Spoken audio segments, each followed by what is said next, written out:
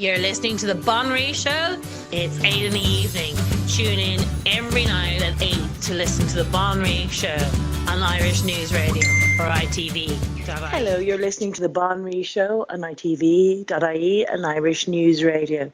Today is Wednesday. We will be talking about Islam, and we're talking about the horrific treatment of women in Islam because of Mohammed and because of the Quran and because of the books.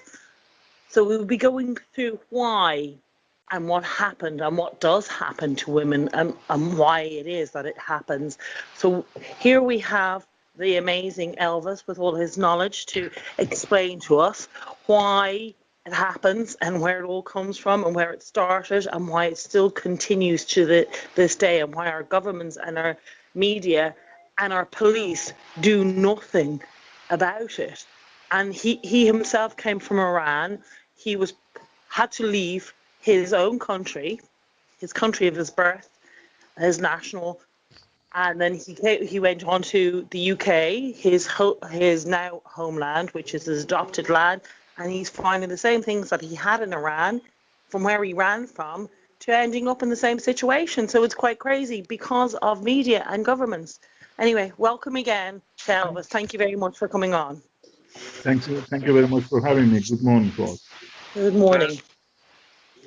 Well, actually, in here looks like it's even worse than it was in Iran. You remember back a couple of months ago, it was on the news that it was a Yazidi girl who was sex slaved by ISIS. Oh, that's right, yes. She escaped to Germany, and she faced her captive in there, the ISIS man. He recognized her, and he said that, I know where you live, and if you say anything, I'll come to you and I'll kill you, this and that.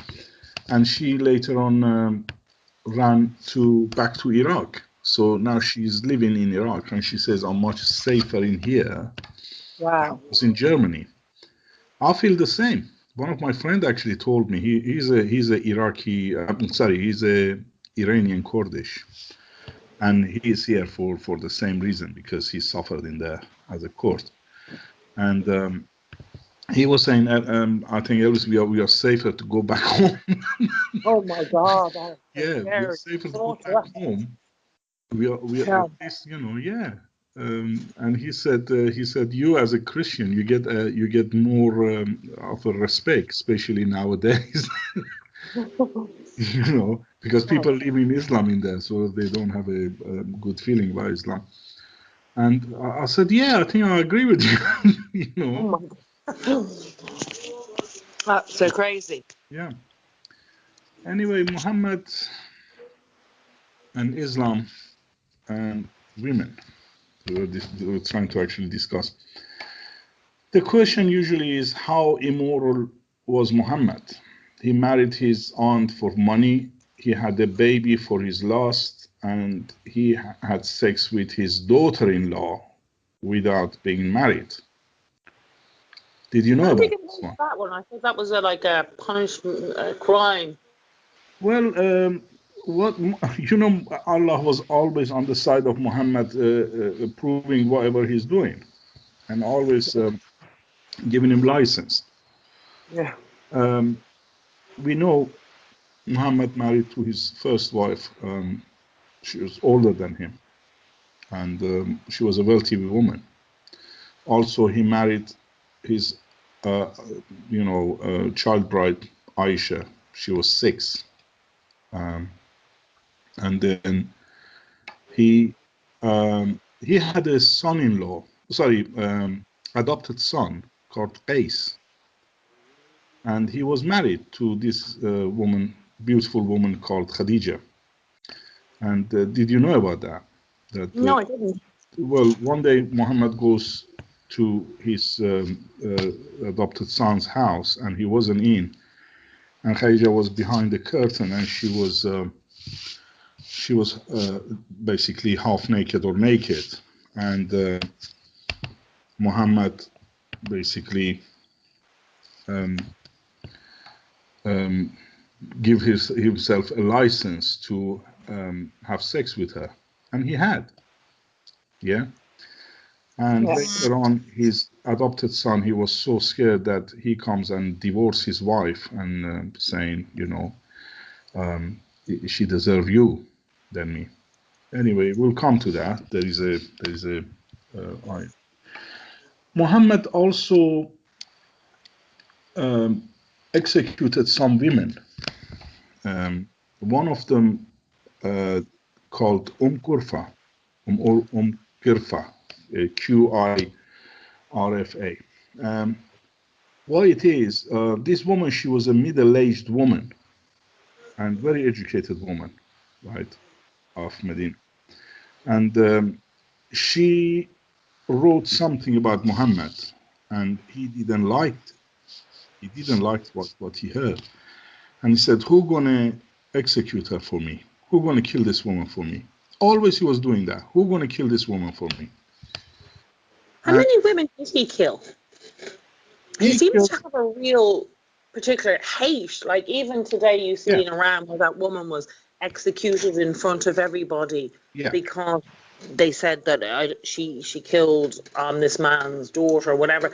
But in front of everybody, they seem to have a real, absolutely hatred for women.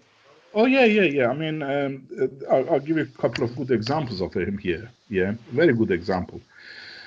Funny enough, I asked the Muslims about this woman, and hardly anybody knows about this woman, or it's been so horrendous, the killing of this woman, that even mentioned that in Islam, in the history of Islam, by the Wow. scholars, that her death was cruel. And Jesus. I'll tell you why he was cruel.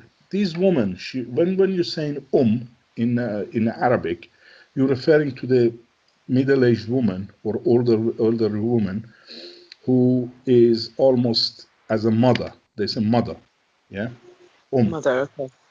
And Okay. this woman, she was a peaceful also woman. She was, she was very respected by others. And when she wrote that thing about Muhammad, he didn't like it, and he ordered to be killed. So um, I usually ask people, say, use your imagination how she was killed, saying, oh, by stoning, beheading, all this, and none Yeah. of them. She was put between two camels, tied between two camels, and they charged camels in the two directions. So she was split to pieces, limb by limb. Wow. Yeah.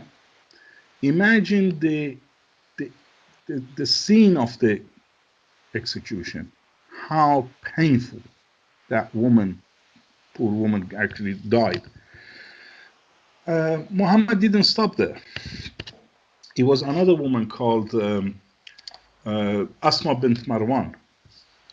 Bint Marwahn, it means the daughter of Marwan. Yeah, this Medinan man.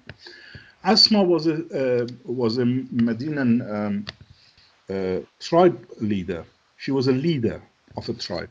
Very educated, extremely educated. She was writing poetry and stuff.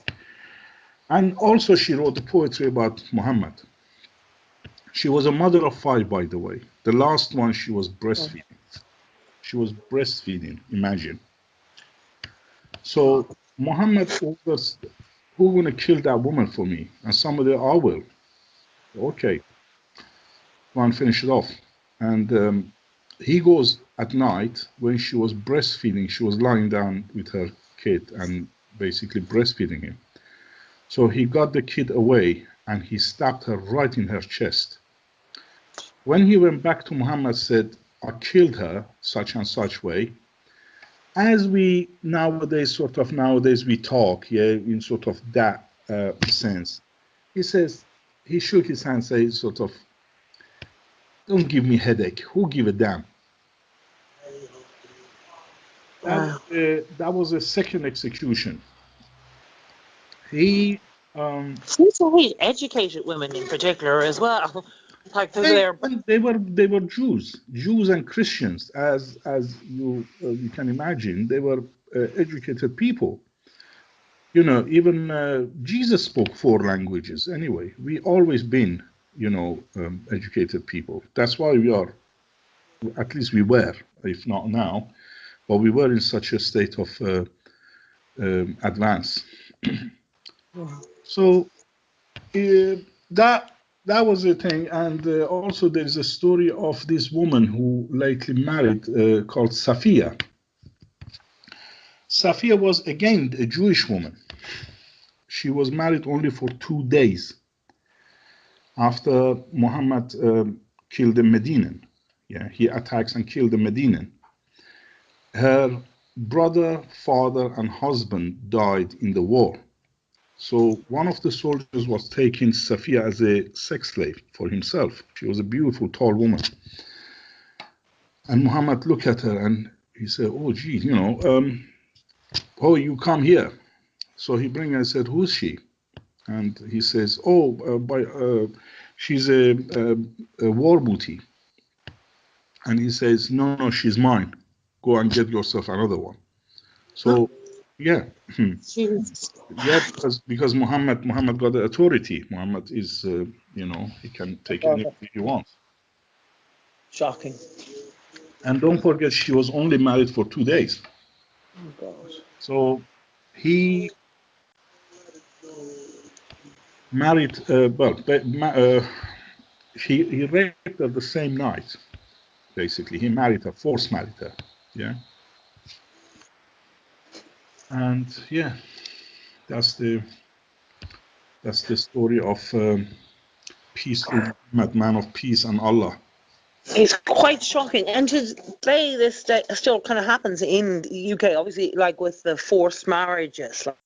Like you often hear that, certain times in the UK that it gets very busy. Flights from different Pakistanis and stuff are taking their daughters out of the UK to force marriages on them, which is, it's unbelievable that instead of going forward as a society, we're all going backwards, including Ireland. Like England was the first to kind of go backwards. Like the female mutilation, I've heard that there's like something like up to 100 a week, and not one person has been ever charged. So we're going backwards. Why do you think that the media is so complacent in telling any of this, or well, visually? It's the fear. They are scared. They are worried about all those stamps actually put on their forehead as a racist, Islamophobe, I don't know, such and such, Nazis, fascists, you name it.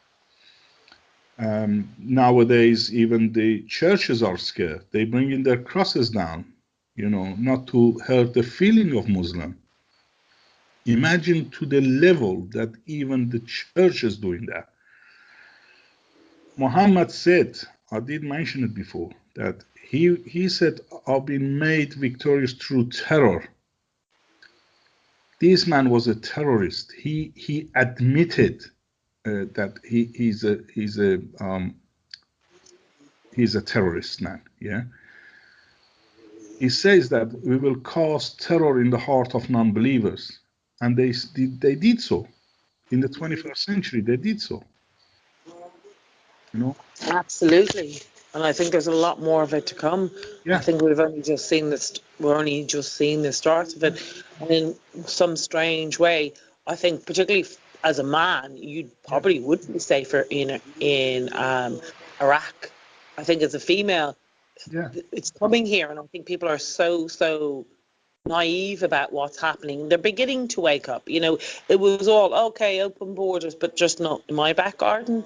No, it's not. Actually, even in their own countries, I'm going to read a report back in 2011, and this is by France 24 International News, and saying, Cairo named world most dangerous city for women. As women around the world come forward with stories of sexual harassment, a report by Thomson Reuters Foundation shows that Cairo is the world's most dangerous mega city for women and has become more perilous since the 2011 uprising. What it is the story of this? I knew it. As you know, Cairo is not well, although it's an Islamic country, but is they had a secular government. Yeah. So, for example, some modern Muslims or some Christians, as you know, there are lots of Christians in Egypt, or Jews, they don't wear hijab, right? And they've been harassed. The men actually come and they push their finger to the women actually walking by in the street. Yeah, they finger and or they grab their sort of either front or back.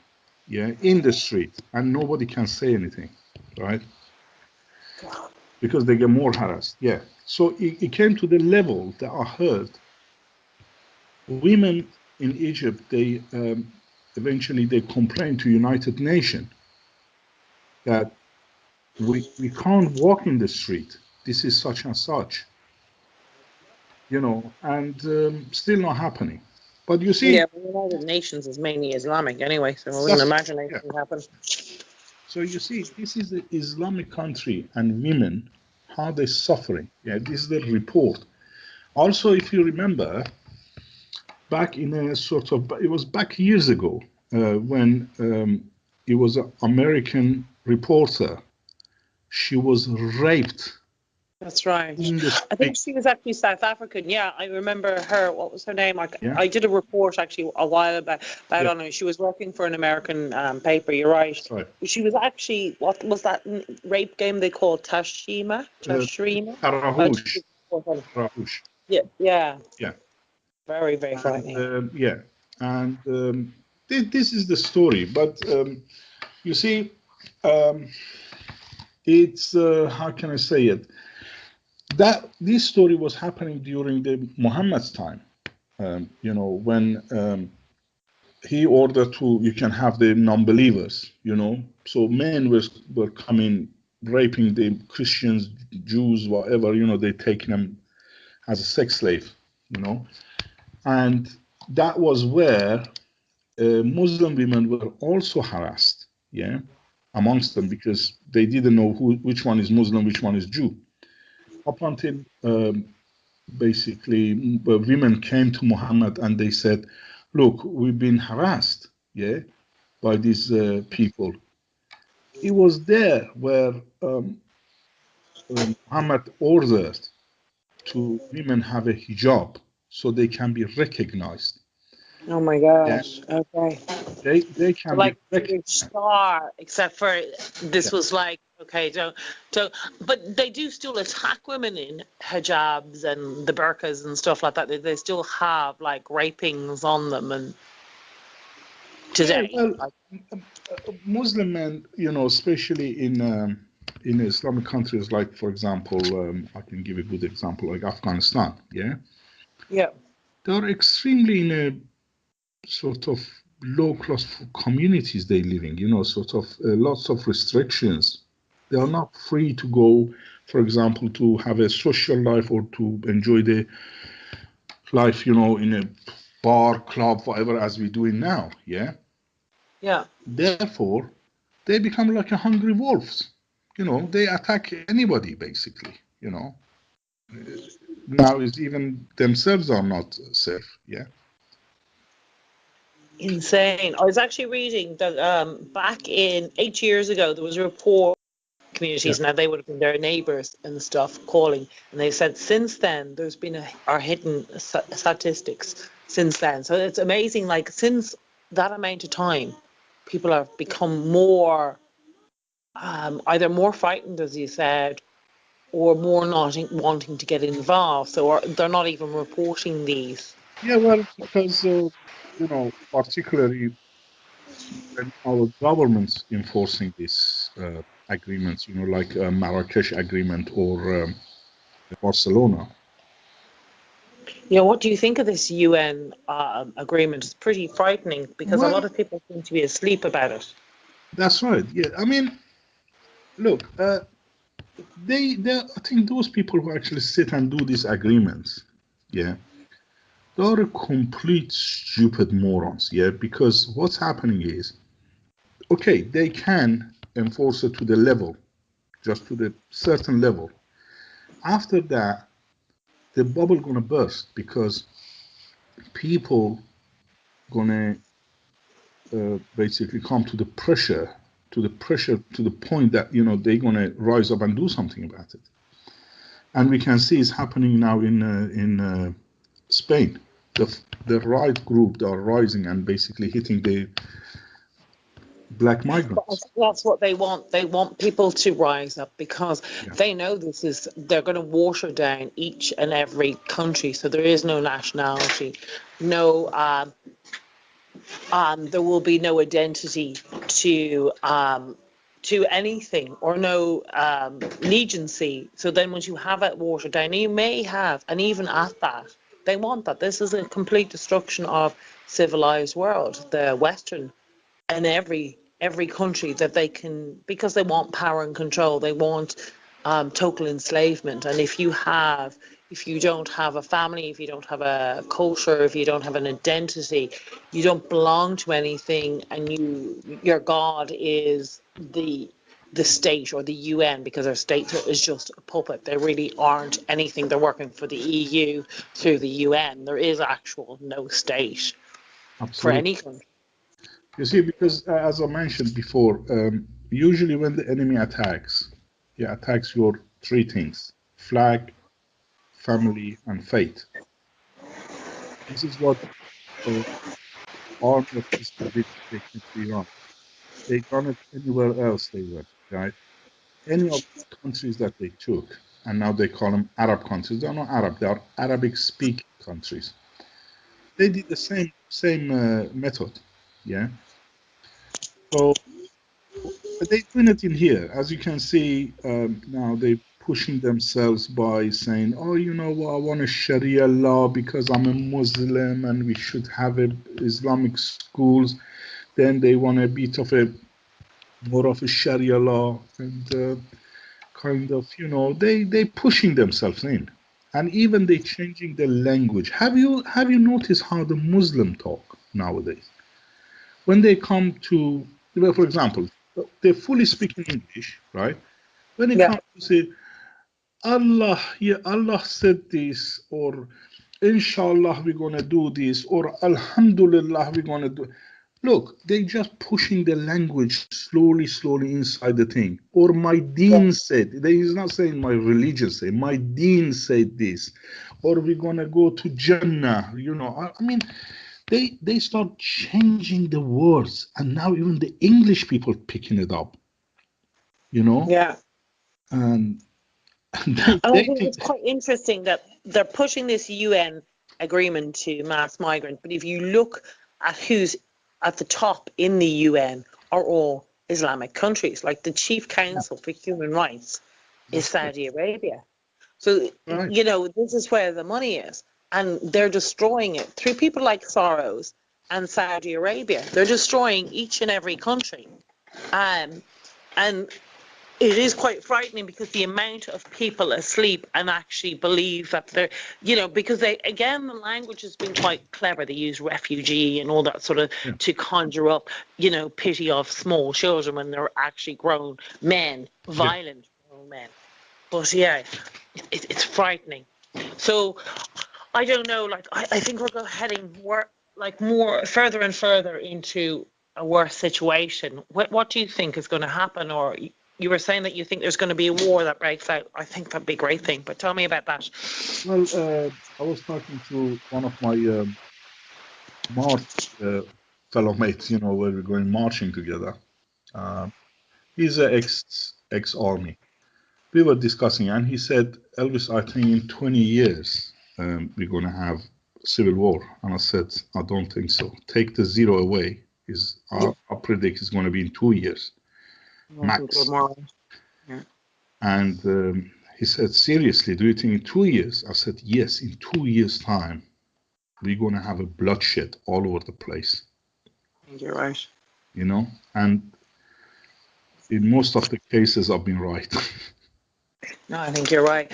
I don't know whether you've heard, in Ireland there was a refugee centre up in Donegal, a place called Morville, and they burnt it down. The people burnt it down, and afterwards, all the media went up because they didn't tell the people that they were doing this. They burnt it down. The media went up, and the normal crap that the media goes on with the main media.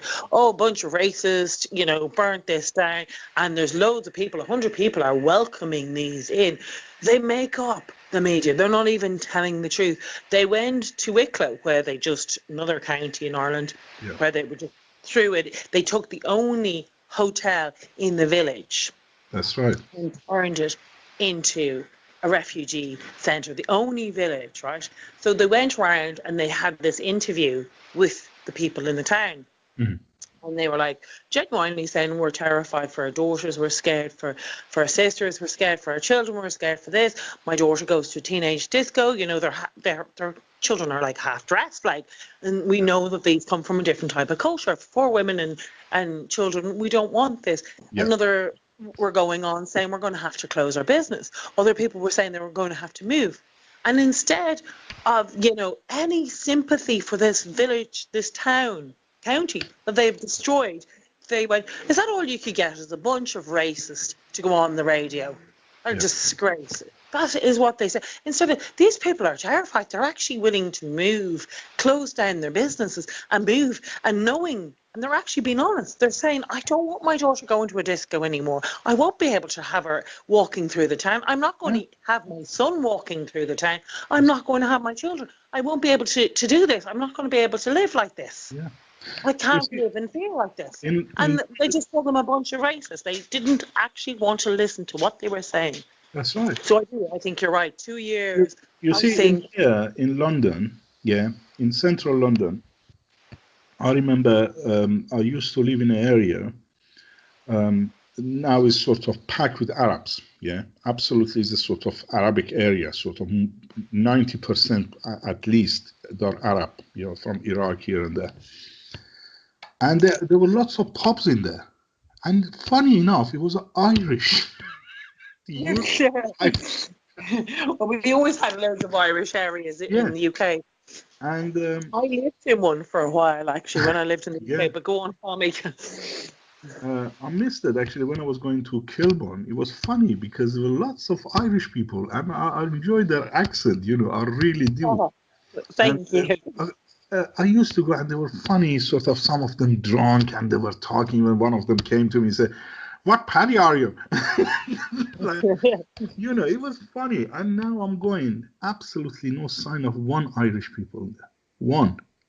I can't see any, right? Actually, funny you should say that, because I went back not so long ago, during the boom, actually. Because I was working and I was over there. I was going over there a few times, and I used to live in an Irish area in the UK. And I was over there, and I was talking away to an Englishman, and he was like saying to me, God, we all miss you, Paddies, because it was during the boom. I think a lot of Irish probably have gone back now. I don't know, but you're saying they haven't. And I was like, yeah, the old Irish areas are all kind of gone. We all went home after the boom, or we went on. And he was like, God, yeah, because it was so much part of his life having Irish areas. And it was so normal, because I suppose there's one thing that we did as Irish people is when we did immigrate, and we did a huge amount to America, England, and different places, not Europe. We never really had a connection with Europe. Australia, America, and England would have been our places because of the English speaking, I suppose. But we would have set up, we would have had our own pubs, our own roads, our own streets. We were very much set up our own community. And it's weird now, because that would be screamed at racism, where that was acceptable then. And we did, because it was easier to be in. And also we had it was different, even between the English and the Irish. There's still quite big differences. Even though we're very alike in a lot of ways towards other nations or other countries, but there'd still be differences that you'd miss and stuff like that, and our food and just our music and our crack, as we call it. Absolutely, yeah. I remember the music, actually. When I was passing by any of these Irish pubs, they had their live music, and people were singing along, and enjoying themselves. So it was truly nice, yeah. Almost I can say all the pubs, they're closed now. Yeah, majority of pubs are closed now. We don't have those pubs. Yeah, And this is the life we're living, and sort of, we're losing our identity, we're losing traditions, all those traditional pops and live music we had, and things. And this is causing the economy as well, because most of the breweries are closing because there's no business. When the Muslim move in, they don't drink, so they buy the pops and they convert them to the I don't know, shish kebab place, So It's quite sad, actually, because I haven't been back for a few years, but yeah, I do remember those areas. It was like being in Ireland, and it was always.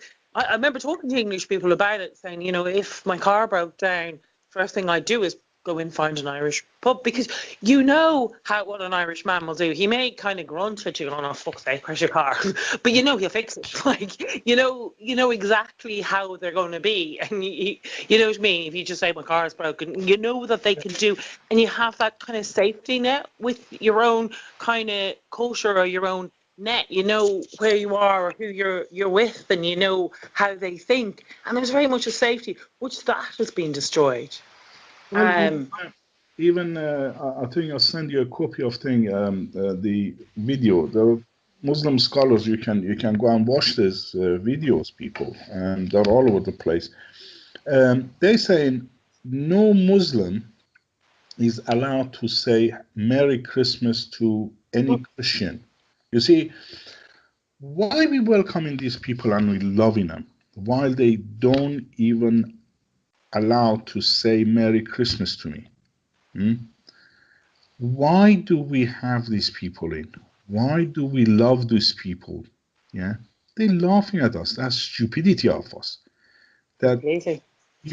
I mean, we taking our crosses down for them. We basically is all right with us if they don't say Merry Christmas to us, but we going actually, oh, Happy Eid, such and such. In the supermarkets they celebrate more than the Muslim. You're going to these stupid Tesco's and Sainsbury's.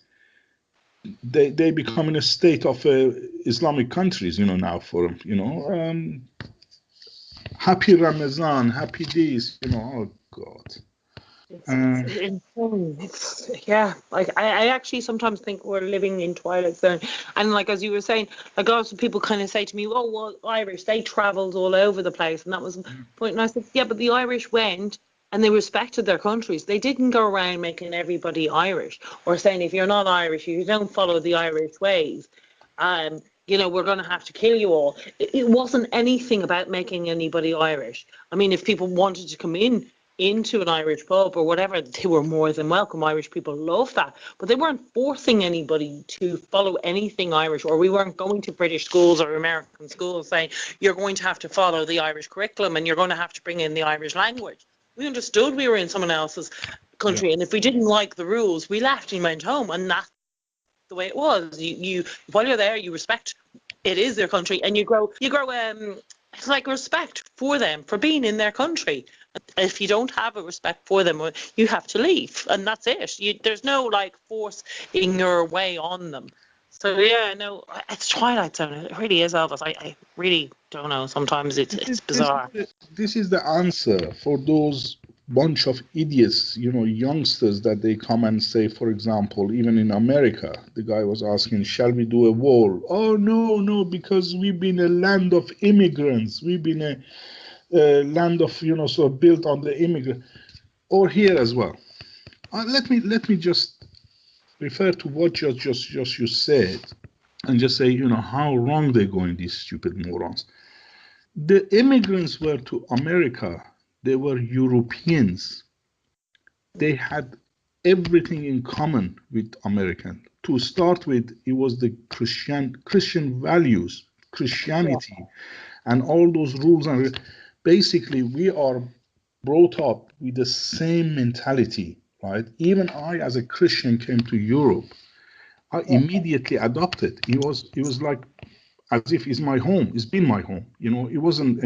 I mean, I didn't have problems with the gays, lesbian. I didn't have problems with any other religions. I didn't have problem with the Hindus, Buddhists, Chinese, this and that. I enjoyed it. Yeah. Because although I come from Iran, a Muslim country, but brought up with a Christian faith. Value. And Yeah, that is the main thing. This is what Europe was absolutely. based on. Yeah, people might say no, but it is. It You is look at, completely, yeah. you look at the art and architecture of Europe. You can easily see the everywhere, even in the paintings, you got the Christianity in it. You know, you got the Virgin Mary, you got the sort of angels, this and that. This is what it is about. Yeah, yeah. And therefore, Yeah. we understand each other. You, as the Irish, might came to sort of England, and you had some sort of political, problems. But at the end of the day, you live next to each other with no problem. Yeah. Absolutely. Oh no, I have huge respect, and I think most Irish do have. You see, that's a long story. If I was to explain you, that was manipulated by again media and things like that. After, to be honest, I'll tell you a quick thing just to explain a lot. During the independence and before the independence, actually, most of the IRA and the rebels were actually a mix. They were never Catholic against Protestants. That was never the way it was in the Republic. It Yeah. was actually Catholics and Protestants and Anglo-Irish and Irish were Protestants and Anglo-Irish were some of the best Republicans, IRAs. You think Yeah. of Emmett, you think even of the 1916 Rising, half of them were Anglo-Irish. You think of Constance Markievicz. She was an amazing leader. Yeah. She was pure British, born in London. She was the first woman in the whole of Europe to be made an MP in the House of Parliament. Now, she didn't take her seat because she was Sinn Féin, but her sister went to England to fight the rights of women. So it was very much together. It wasn't, if you come to Ireland now, you'll see everything, particularly Dublin, you'll see Dublin is a Georgian city, so it's still very much, it Right. was built by the British. Yeah. So all the buildings, you would actually not even know that you weren't in England, particularly Dublin. You go through our post boxes, majority of them still have Victoria Royal or Elizabeth Royal. You'll see all, even in Dún Laoghaire, which would have been Kingstown when the British had it, there's crowns there. There is Queen Victoria's statue. So you'd be quite amazed. It is quite a lot of towns, particularly in Dublin, because that was kind of their next kind of jewel in their crown. So they had a beautiful city they made, in fairness. So it was never like that. What happened was, when Michael Collins got shot, he was the head of the IRA, okay? When he got shot, Yeah. De Valera took over, who absolutely had, now he was half American, half Irish. When he got shot, Michael Collins got shot, and we were going to have this new amazing Ireland. It was going to be, open for everybody. It was going to be fantastic. Nothing like the British. It was going to be totally different. And this was including the Anglo-Irish. But what happened was De Valera he was half American, actually. He was born in America, and like a lot of Irish, kind of half Irish, they send their children home. I don't even think his parents were even married.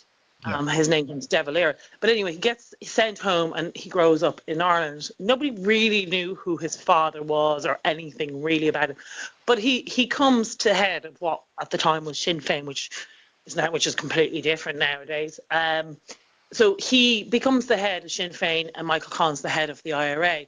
When Michael Collins gets shot, Michael Collins, funny enough, even though he's the head of the IRA, Churchill actually admires him and calls him over. And there's a big, huge argument between this, because some people believe that De Valera had sent him over and sold him out. Now, Michael Collins at the time said, why would you put the head on the IRA? Why would you show the face of the IRA? The IRA has never been known. But anyway, the real truth is Churchill and Lloyd George wanted Michael Collins. The reason, because they collapsed the British army. Now, because most of the Dubliners were in the army. So that's basically, but when he got shot, that's when De Valera went on the divide. He made it out look like the Republic and the IRA were all Catholic and the other side weren't. That was never true. And it was against the British Empire. It wasn't actually even against the British themselves. And that's where a lot of Northern Irish got the wrong message, and it all got messed up in Northern Ireland. It was never like that in the Republic. And a lot of Irish people had a lot of respect for the British. Particularly my father, I grew up like my mother would have been from a very Catholic Republican point of view. My father was very much, well, the British were as bad to each other, and he felt he owed a lot to the British because he worked there. Like a lot of Irish people went there to work, and they had a lot of links and connection, and would feel, you know, like a link that, and his mother would have felt very much, and she would have come from a sort of a British background as well, an Anglo-Irish background.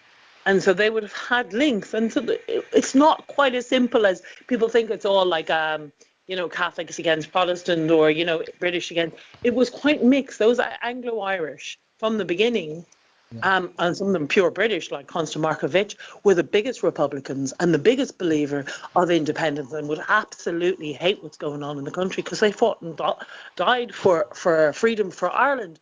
And not just from Britain, but from everyone, for us to be an Irish culture. Anyway, sorry, Elvis, this is your interview. I just thought I'd explain that part. Matter of women, because I would want to actually give a message to women as well, that it's not going to be a very happy life for Westerners women, or Irish women, or English women, or any of them. Even I did mention the hijab when this was forced to women, basically, to have hijab, because it was the harassment of the Christian and Jewish women started. And this is the Quran 33 verse 59, and exactly as he said, this is the Quran, not Hadith. He says, "O Prophet, tell your wives and your daughters and women of the believers to bring down over themselves, in a bracket, part of their outer garments. That is more suitable, that they will be known and not be abused." You see? So, and ever is Allah for, Allah is very always is merciful, for Muslim. Why it is? You see, that was a code, that was a dress code, for Muslim women to be known and not be harassed, right? This happened happening in Germany and Sweden, that because the girls are being harassed, either raped or touched, or sort of, back when was it? I think it was about 3 to 4 weeks ago maximum. It was a refugee man comes, and this father and daughter, they're walking in Germany, and the guy, he take his hand under the skirt, and he grabbed the girl, the teenage girl, by her genitals. And the father actually started beating up the refugee. And imagine how dare they do it in front of the father. I mean, they don't even care. Imagine if you go alone, what they're going to do to you. I mean, that is the question. If that is in front of the father, they don't care. What's going to happen to our girls while they're walking there? I mean, it's happening anyway. Oh, yeah, absolutely. And the father was arrested. Jesus. So this is what it is about the hijab, and I mean, there are series of things that are noted down here, about the restrictions of everything. Sahih Bukhari 3006, it says not to travel alone, for women. Sahih Bukhari again says, you, me, and Satan. Jesus. Sahih Bukhari 4759, face cover, Sahih Muslim 5267, no socializing. Abu Dawud 641, no prayers accepted, because the women having the menses and all that, as I mentioned when Muhammad goes to face the heaven and earth, and he says women, they don't have a deficiency in intelligence and religion, and they said, because you're having a menses, so you can't do prayers or things most of the time. I shouldn't laugh, sorry. Abu Dawud 4174, no perfume. So women are not allowed to have makeup or anything. There is a book in says Al-Kabir 486, no handshaking. So this is a good news for women who are actually thinking Muslims are peaceful and they're gonna come and give you a hug and kiss and they love you for letting them in. Yeah. And this is what it is with Muslim, right? There are quite a bit in here. If you wanna say, let's go back to let's say about the Aisha. Yeah. She look for example. I did mention that when she was playing with her girlfriends last time. I did mention something, and Muhammad was sneaking in. You see, in here is a Sahih Bukhari 6130. I used to play with my dolls in the presence of Prophet, and my girlfriends also used to play with me. When Allah Messenger used to enter, bracket my dwelling place, they used to hide themselves, but Prophet would call them to join and play with me, right? So they're playing with bracket. They're playing with dolls and similar images, or is forbidden, but it was allowed for Aisha at that time, as she was the little girl, not yet reached the age of puberty. Is this a proof from their own book? Yeah, this is for their own book, saying she was a kid, and look how they they saying usually a liar doesn't have a good memory, right? Yeah. When the Muslim talk and say, "Oh no, she was in the reach of puberty," blah blah blah. Hold on, in here, she was allowed. You see, it says not allowed for others to play dolls or any images. Do you remember I said images? Yeah. So they are the dolls because they are a shape of a character, is a statue or something. Yeah. Anything in that shape, not allowed. And the images. This is the proof of what I was saying. Yeah, this is referring to that thing. And you see, also in here says the proof again is a Sahih al-Bukhari 3896. Khadija died 3 years before the Prophet departed to Medina. He stayed there for 2 or so, then he married Aisha when she was a girl of 6 years of age, and he consummated the marriage when she was 9 years old. God. So when the Muslim come and say, "Oh no, she was 17," this is to them refer to your book. I'm not making it up. This is from their own book, right? And also, do you remember I said he raped his own basically daughter-in-law. Yeah. Yeah. Listen to this one. When Muhammad adopted that son, and when people heard that he raped his own daughter-in-law, people turned quite nasty to him. And here it is, Allah again sending all the revelations and messages to Prophet. Don't worry, man. I'm here for you. I'm at your service. Don't worry. This one is again from Quran 33:37. And in bracket, remember, O Muhammad,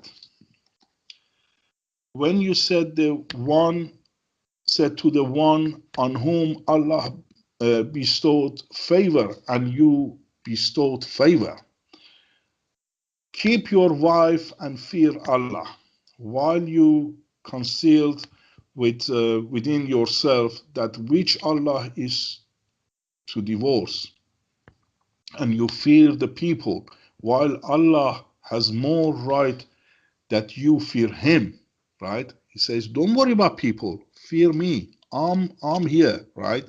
You listen to me. You have to be scared of me, and I'll look after you. Don't worry. So when Zayd, his adopted son, had no longer any need for her, he wasn't that. He was scared to death because he thought if he do anything wrong, Muhammad going to kill him, right? We married her to you in order that there not be upon the believers any discomfort concerning the wives of their adopted sons. Look, you can have sex with your adopted sons. Wow. Look how filthy it is. When they no longer have need of them. Oh my God, so you can pass them through, okay. And ever is the command of Allah accomplished. Crazy. The other thing that I find, although some of them do argue about age and some of them don't, Yeah. the other thing is that they don't get that it's wrong. You can't just sell women at any age. Absolutely, paedophilia is disgusting and wrong. Yeah. But the idea of that you could just, oh, well, she was 17, so therefore it was okay, you know, she was sold off to Mohammed. Slavery is so disgusting, and they don't seem to think that it's slavery if it's for women. They still don't have any value on women, and it's even women themselves who are Muslims saying this. It's like, oh yeah, but it's okay. She was sold. I'm like, that's not okay. You know, forced marriages, rape in marriage at any stage is not okay. That's right. They don't seem to get love or what relationships is. And I think it goes back because Muhammad didn't show any love, or he didn't understand love or relationships. Oh, absolutely not. Absolutely not. I had one thing in here for you open to read it for you. Is about the Muhammad's marriage. Yeah. Yeah. Marriages. In here it says Allah saying, O Prophet, say to your wives, if you desire this world's life and its nature, then come, I will give you a provision and allow you to depart, a graceful departure. And if you desire Allah and His Messenger, you see, it's always Allah and His Messenger. Allah is next to Messenger. He's just sticking himself to Allah, so you see, you can't go wrong, yeah. And he later adopt. Then surely Allah has the one thing. And in here, I was going to say that it was I don't know whether we got time or not. When it's a bit of a long to read. I'll try to actually cut it off, but anyway. When Prophet passed away, he left 9 wives behind. Wow. This has become a main target of the Christian and Jews writers. Yeah. Then they said that the plurality of marriage, polygamy, in itself points to avidity and the yielding to. Basically, none of his marriage has been based on love. Yeah. His first marriage was with Khadija. He lived with her alone for 25 years. It was the prime time of his youth and constitutes 2/3 of his married life. We have the recent. Okay, so that was the first one. Then he married Sauda bint Zamah, yeah, whose husband had expired during the second migration to Abyssinia, yeah. Sauda was a believing lady who had migrated on account. You see, that's why they love migration. You see, because everything is migrated on account of her faith. Most of them were either divorcee or old women. In here it says, just look at the man with a passion for women who's infiltrated with a camel desire enamored by female companionship with the sensual lust for them, you will find him attracted to their adornment, spending his time in spirit of beauty, inflated with consequently and the inflation of, where is it? Anyway, most of them, they were, this is the new thing. Actually, I was going to highlight it. I haven't had managed to actually. It's a quite long one. Most of them, they were divorced, old or middle-aged. Yeah. Why is that? He got You can money off him, see, did he? yeah, you can see he didn't care about the sort of beauty or anything. He was a lustful man. He didn't have even mercy on anything. You know, he would go even by camels, or as they do it now. Yeah. You know, so yeah. So, like, I think this is the main problem, because Muhammad had no understanding of love or relationships, Yeah. or how to respect or even love anyone. This is why they don't understand marriage or what marriage should be. They understand it as you buy someone, or you buy a few women, Yeah. because they're not even a person. You buy what I suppose they see as a goat, or less than a goat, really, I think, in Islam, isn't it? So you buy off this, you get some money for buying this burden, and then you can buy, if you're wealthy enough, you can buy a few burdens off men, which there's no love or understanding. And because that space, you can't conform this, you can't bring this into the West, and you can't without putting every female in danger, and their own. And the worst thing about this is they're putting their own women in danger. Their own women are in danger because the stupid leftists are going, oh no, she can wear what she likes. Like, and most of the time they're wearing that because of the fucking bruises, or she's covered in bruises. Yeah. Because it's very easy to box and hit a black bag. If you have to look in their eyes, you have to have a little bit more, of a Muslim in you to be able to absolutely mutilate. It's easier with a bag, you can just punch and box it.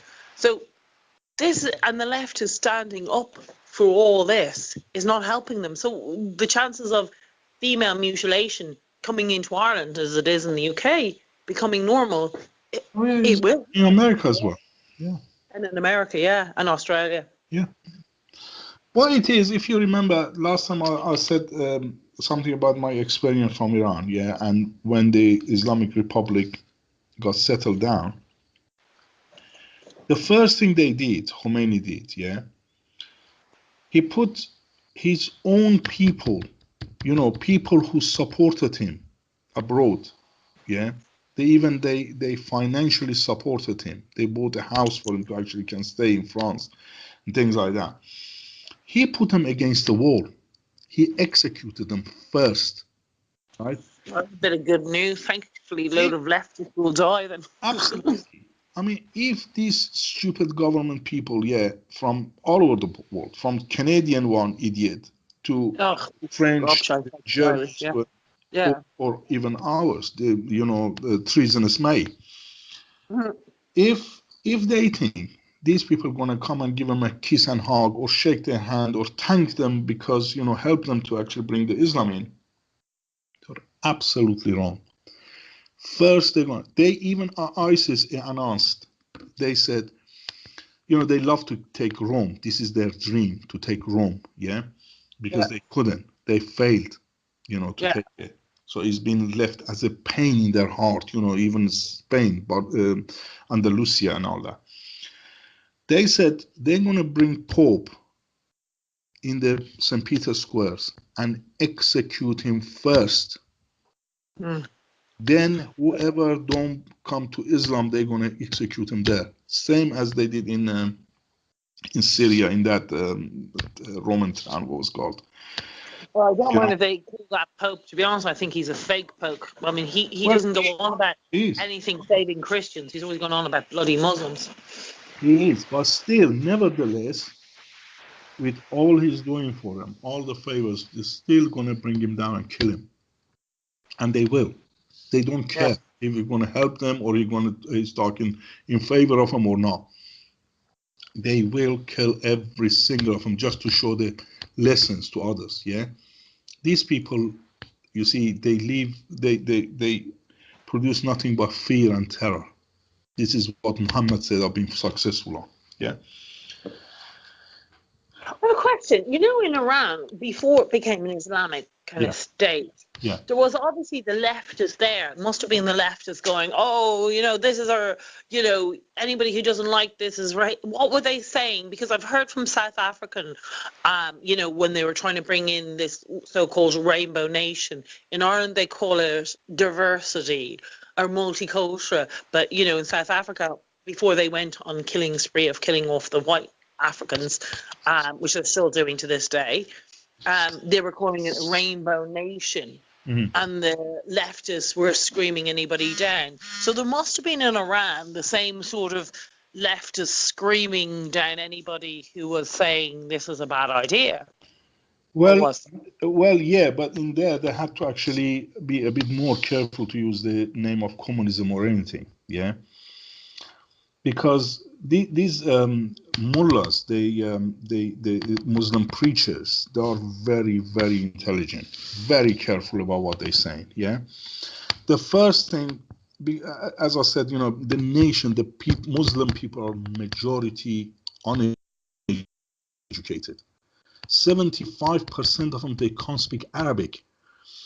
This is why they keep in the Islam in Arabic, and they say, oh, because nobody can touch it, or it's been to show this untouched as Allah sent it. No, this is all, forgive me, is bullshit. Yeah.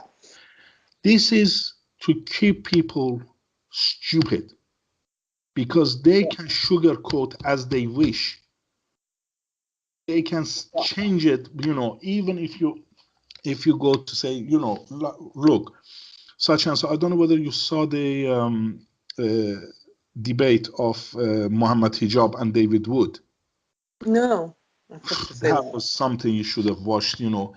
This idiot, you know, this Muslim guy called Mohammed Hijab. He's a very tall, big guy. You know, he came to one of the marches with the gum shield. He's a cage fighter. Now he says he's an academic researcher. He's not academic researcher. He's a total moron. Anyway, what he did, he was basically going against the David Wood because he's American, and he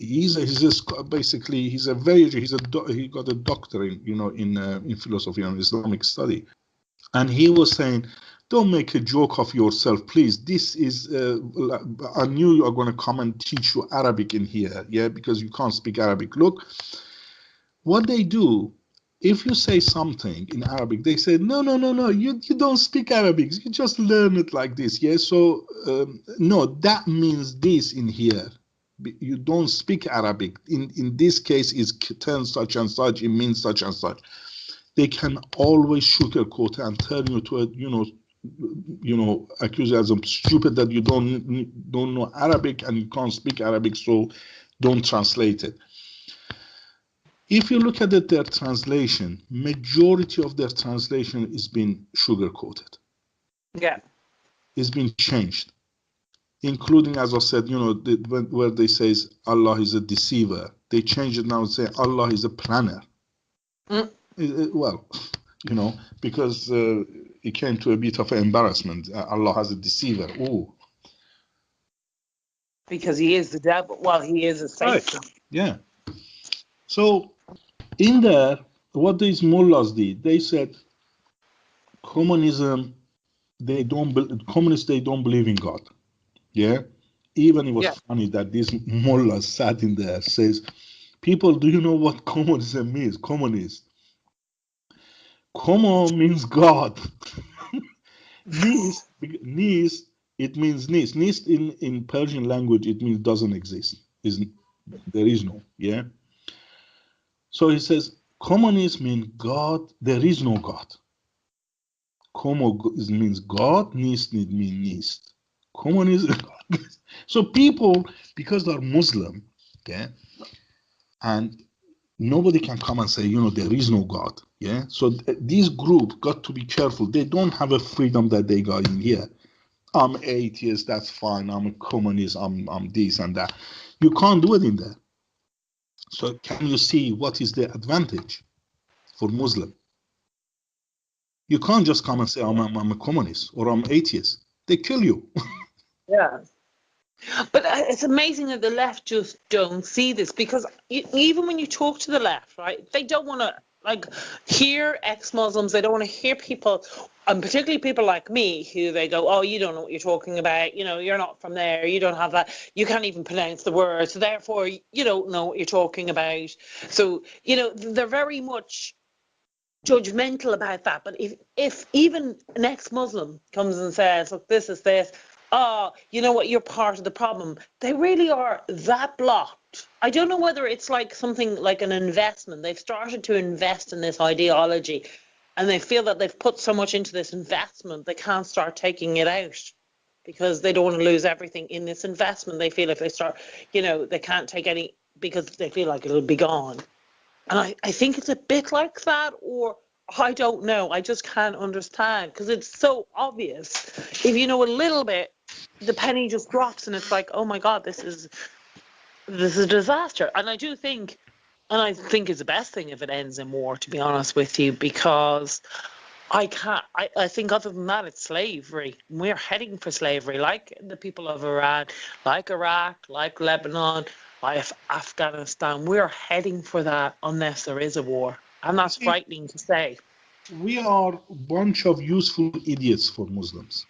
Yeah, they look at us as a stupid, gullible, morons. Yeah, the reason is, although Islam is against anything else, yeah, but Islam, even Muslim, they got problem with each other. Anyway, you can see Yeah. Muslims in Afghanistan, the Shia killing Sunni, Sunni killing Shia, the other one killing. Look, nothing but Islam. This is the message of Muhammad. Yeah, he says, I will clean the Arabia Peninsula from all Christian and Jews. Nothing but I'll leave nothing but Muslim. Yeah. Yeah. This is in their book. I'm not saying it. Go and read it, right? Yeah. If you search, yeah, Hitler and Muslim Mufti, yeah, and just Yeah. go to the images, let the images come in, yeah. Yeah. There are images of this Palestinian Mufti, right? He was a Muslim leader, right? I've seen them actually. I've seen quite a few of them. Yeah. Yeah, yeah, I, yeah. quite them here. He went and even Hitler called him my soulmate, right? And even now there is a debate that there is a sort of argument that, his Muslim Khalif, his Muslim Mufti, he influenced Hitler about the genocide of Jews, 6 million Jews. Well, And actually, Hitler did say that the only religion he respected was it's Islam. Islam, that's right. And the only man I adore is Muhammad. Yeah, he did. Yeah, that's right. Yeah. And even says why we didn't have a religion like Islam rather than this Christianity and everything, right? So what it is, if you look at the, first of all, as people calling us here, they say, oh, you are right, you are a Nazi. And I asked them, I said, how can be a Nazi? I'm not a left, I'm right. What is Nazi called? National Socialist. National Socialist, they are left. I'm not left, you are. Yeah. So They this hate is that. what I tell them, right?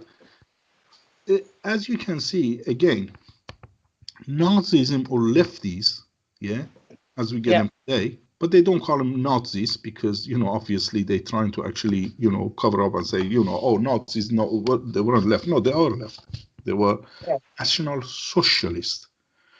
Yeah. So you can see they had a hand in hand with Islam since the Hitler time, since before that, right? Absolutely. And the same in America with the Democrats and the Republicans. Like the side that are always going on, the leftist side, are the ones who had slavery, and they hate that as well. Like, it's always the leftists, and then they're calling far right media far right. It's like they're conservative. They're not far right. Having conservative views is not far right. It's right. As I always said, I'm not a far right. I'm just right. Right. I'm Yeah. right. It's scary and dangerous times. But as I was saying, so what the problem with this war, though, it's going to be like other wars. Unfortunately, it will be the left fighting the conservatives. I refuse to call us right anymore. I think it's conservatives. Because I hate the words that they use, and I hate the fact that they use their words against us to try and slur and to disarm us through our voices by calling us far right or Nazis. So it's conservative. But yeah, and that's the problem, is that because these Muslims, and I do believe, will hide out, and the leftists will be the ones, and they are particularly violent, particularly in Ireland and in America. Well, you see, they using all these titles, phrases, these and that, because they know people have no idea what they're talking about. Their history education has gone down. Yeah, their sort of political, study on and anything else, is not as our time. Yeah, when we were Yes. studying history, when we were sort of enjoying that. So people don't know their history. As I said, enemy always come through their faith to attack your faith, flag, and family. You see, when we got somebody recently, he was in London. He's a Jewish guy from Australia called Avi Yemini. Yeah, I don't know whether you Yeah. heard of him or not. No, Uh, nonsense. this guy, he comes. Yeah, he's a Jew. He's wearing his cap. Yeah, and people turn to him and says, "You are a Nazi." And he says, "You stupid people, how can I be a Oh Nazi? I'm a God, Jew." they're unbelievable. They really are. When people gone to that level of stupidity, is scary. But Is it's, you very, know what the problem is? It's the media and the government that allow them. And yeah, they almost encourage this. And yet anyone with a conservative, normal, sensible attitude is called Nazis for like conservative kind of, practical things like don't put Muslims with Christians, don't put them together. If you're taking refugees, go through the backgrounds. Make sure they are actually refugees, that they haven't bombed their own country, or they're not mad rapists, or they're here for just for social welfare. Oh, you Nazi. Like, it's just so, and this is what the problem is, it's the bloody media. It's all being paid off. So you have these completely brainwashed, almost like Walking Dead. I call them the Walking Dead Irish. They're yeah, like zombies. They really haven't got a clue. yeah. I got one message for all of them, for all these governmental people, for all those encouraging them. Yeah, even normal people who says refugees welcome, come in, come in. People, they're gonna come first on your door and rape you, rape your girls, rape your family, and kill you one by one. And this is a guarantee. Take it from me. And if I'm not existing on that day, yeah, listen to my interview again and see what I said this day. They're gonna kill you first because they believe you are more stupid than I am, Yeah. right? That's what they're gonna do to them. And these people, honestly, they just living in a cuckoo land. Particularly, yeah, because those leftists are mad into LGBT community and God knows what. Now, I've no problem with it. I just don't think it should be shoved down my throat or shoved down education. Don't think it should be part of education or anything like that. And I don't think 1% of this country should have so much representation in the government for the LGBT community when it's less than 1%. It's insane and things shoved down our throat. But for them, they believe that they should die in a horrific death. And the LGBT, the fucking leftists don't get the difference. It's like, what is the most a Christian's going to do? They may want to make you a wedding cake. Big deal. What's the worst a Muslim's going to do? They're going to stone you to death or throw you off some building and dance on your body. And, anybody who who's gay, they're going to go after. Kill. Not just not make you a bloody wedding cake. Absolutely. They don't get the difference. You see, first of all, I think last time I did read something for you, why these people killing themselves, because Allah promised them 72 wives, with the attractive front passage, yeah, as they said. Yeah. Shivers, yeah, but go on. Freaky people. Holy book is very holy. I mean, I've got note after note in front of me, and it's nothing but sexuality, nothing but, sort of women and Muhammad, what he's doing. And look, if a Muslim man killing himself, there is two reasons. Either he's stupid enough to believe there is a 72 women waiting for him and such, and his male member never go limp or soft or something, as Muhammad promised. 72 were virgins, were Yeah. they not? Well, he said 70 of them. It will be from the red light district, and Okay, so will that's be enough. Okay. I thought they were virgins. Yeah, Because my brother will be story says virgins. Yeah, 72 virgins. What would I want with 72 virgins? That's a lot of work.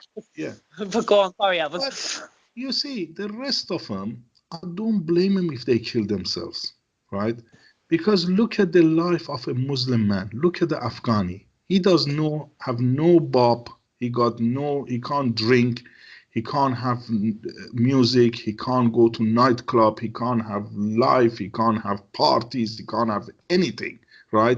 So these depressed, stupid men, if they're killing themselves, because they got nothing to live on. Yeah, So absolutely. think, people, think. They are not Irish, they are not English, they are not French, they are not Germans. They got nothing to live on. They are a bunch of, look at every single Muslim country. They are miserable, sad bastards, nothing else. Look at from all of them. If there are some of them, like, for example, Indonesia or the United Arab Emirates, because what we built for them, we built it. Yeah. Yeah, they can't build that. If otherwise they would be like Afghanistan. Look at Afghanistan. Yeah. Would you live in there? No, or rather die? Not. No. Not unless I could go back in time before Islam came and took over. It looked lovely before Islam came in, but absolutely no way now.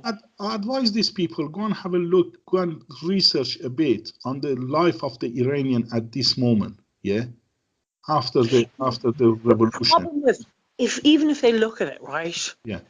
This is how dumb they are, right? They believe all those countries were always Islamic. And when you try and explain they weren't Islamic, you can Google these things or simple. They don't even have the knowledge to actually understand that they weren't all Islamic. Then the even Arabia wasn't Islamic. Even Arabia wasn't Islamic. Arabia, they were pagans, Christians, and Jews. Nothing else. See, they don't even have that. They don't even have the knowledge that Islam came 800 years after Christianity. And then the other problem with that they have, that they can't seem to understand the difference, is that they think that the West created all this problem.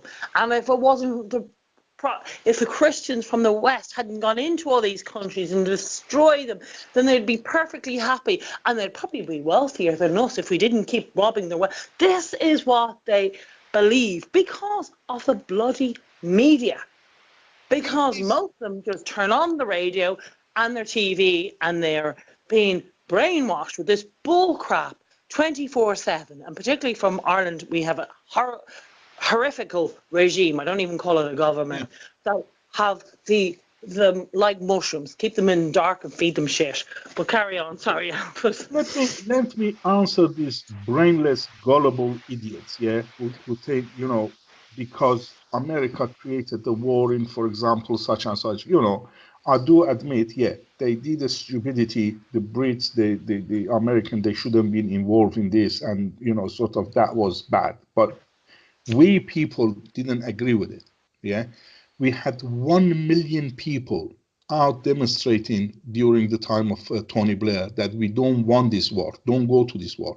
So that was that it was a bunch of Satanists Satan worshippers, yeah, idiots that they sat and sort of created this problem, right? But for those people, my answer will be, how about the time 9th century? Even America didn't exist in there at that time, right? Yeah. 9th century, from the time of Crusaders and come forward all the way to 1915, the genocide of Armenians and the sort of also genocide of the Assyrians. The second genocide of Assyrians dated 1933 to present now. Wow. At the moment I'm talking to you, they're killing the Christians in Iraq. Yeah. So who created that? 9th century onwards. Who was it? America was involved or British? It wasn't. It was time of Crusaders. Muslim came, as always. They even when you're talking to them, they still saying, "But you killed us." I said, "Hold on a minute. But who came to whose country? I didn't go to Mecca. You came from Mecca to my country." 75% of Europe was gone, invaded by Muslim. 400 years. It took 400 years and 5 crusaders to chuck him out. Wow. People who created problem. See, the problem is lacking in education and lacking in history, and that is why the leftists want to get rid of history in schoolings now. You can see, because once you start to actually, the more you know about history, the more you understand how dangerous it is. That's what exactly I'm saying. They attack 3 things: faith, flag, and family. You can interpret that at any way you want. Family as a, I don't know, tradition, as a nation, as whatever, yeah? Flag as your identity, yeah? Faith is what you believe. And that is, in case of us, is Christianity. And that's this is what they don't want. Yeah, that's what they want to absolutely destroy. Because actually, Islam never came in, because I've talked to Muslims and they believe that Islam was everywhere in all countries before Christian came in, and that Christian destroyed it. And I don't know where they get this belief that Islam belongs to every country. And I said, actually, no, Islam was never in Ireland, except for the stupid Irish government allowed them in. This is what Muslims saying. This is what Muslims saying. Actually, they picking it from the Muslim, because what the Muslims saying, even before Muhammad, everybody was Muslim. Look, they call him Moses Muslim. Ibrahim was Muslim. Jesus was Muslim. They say, I mean, they are stupid. These people are morons. These people are. That's so frustrating. Yeah. And even, do you ever hear that they start talking about, when they talk about Israel, they've changed the name to Palestine, and that Mary herself might have been a Palestinian. I'm like, what? No. Seriously, people? Well, she might have been a Jewish Palestinian. There was no Palestine at that stage. Read the Bible. Like, I don't ever remember Palestine. We were on our way to Palestine in any part of it. Like, it's ridiculous. But this is why history and education is so important. Well, if it was a Palestine. Well, even Muhammad called it Bani Israel. Why Muhammad not talking about Palestine? Show me one word of Palestine in a Quran. Yeah. Find that for me. If these people saying, especially women, if they saying Islam belongs to all every country, I advise especially women, go and read all these things. Actually, I'm reading for you. Go and read it. See how Muhammad loved women, especially women. I read a lot. If you want, I can read some more about the love of women. Yeah, go on. Go ahead. Yeah, this one is a bit of a long one. I'll read it for you. Is a Sahih al-Bukhari 7367, right? Book 96, Hadith 94. Narrated Atta. I heard Jabir bin Abdullah in gathering saying, the the companions of Allah's Messenger assumed the state of ihram to perform only Hajj, without Umrah.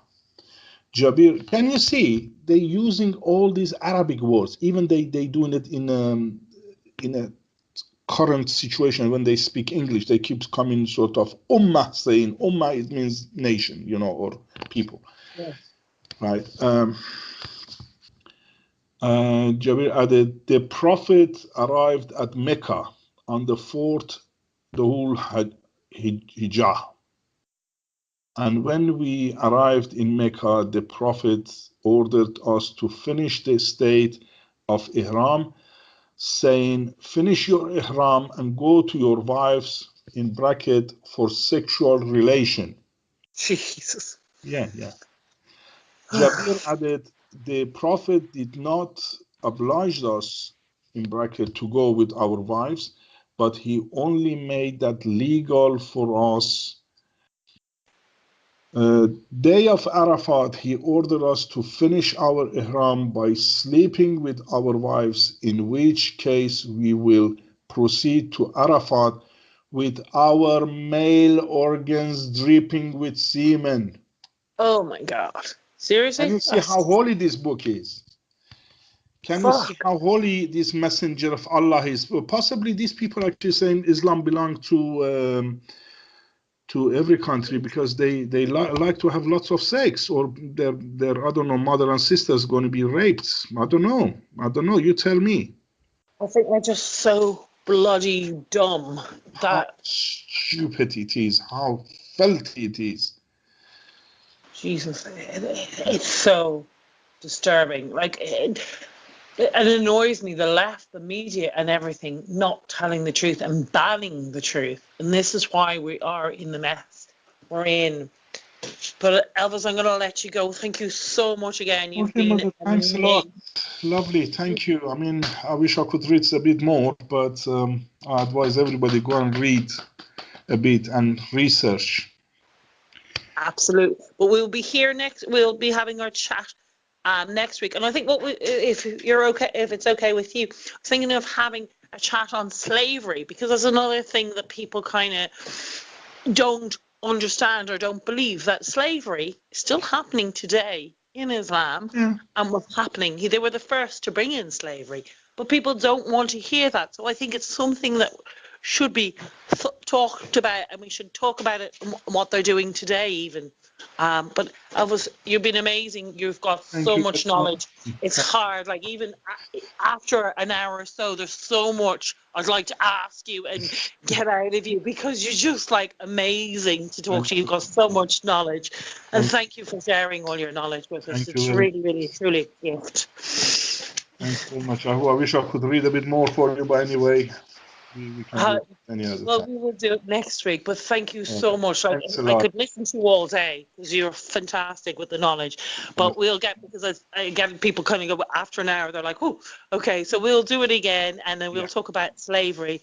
But we'll get to say everything, because we'll be doing this every week. Thank you very much, and I really enjoyed it again. Thanks a lot. Our chat. Have a lovely day ahead. Bye. Thank you very much, Elvis. Bye. Talk to you next week on the Bonry Show.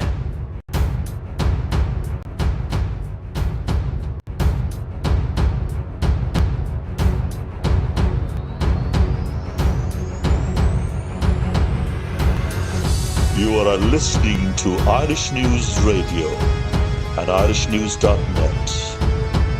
Email news@irishnews.net.